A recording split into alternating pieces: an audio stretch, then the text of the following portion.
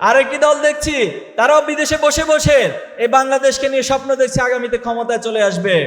বিদেশে বসে বসে কি ক্ষমতা আসা যায়? বিদেশে বসে বসে ক্ষমতায় আসা যায় না।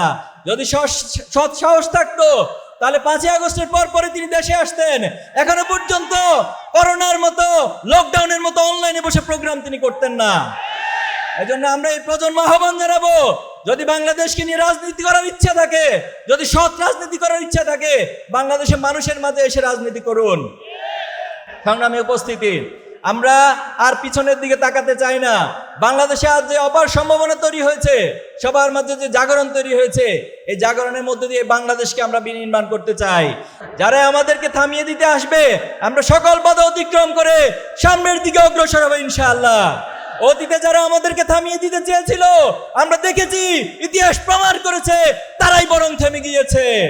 অতীতে যারা আমাদেরকে নিষিদ্ধ করতে এসেছিল, তারাই নিষিদ্ধ হয়ে বাংলাদেশ থেকে বিতাড়িত হয়েছে।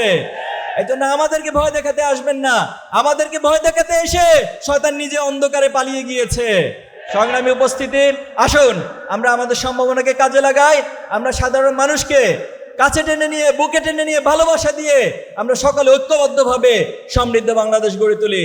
আল্লাহ আমাদের সহায় হন। নাসরুম মিনাল্লাহি ওয়া ফাতহুন কারীব ওয়া বাশশিরিল মুমিনিন। আসসালামু আলাইকুম ওয়া রাহমাতুল্লাহি ওয়া বারাকাতুহু।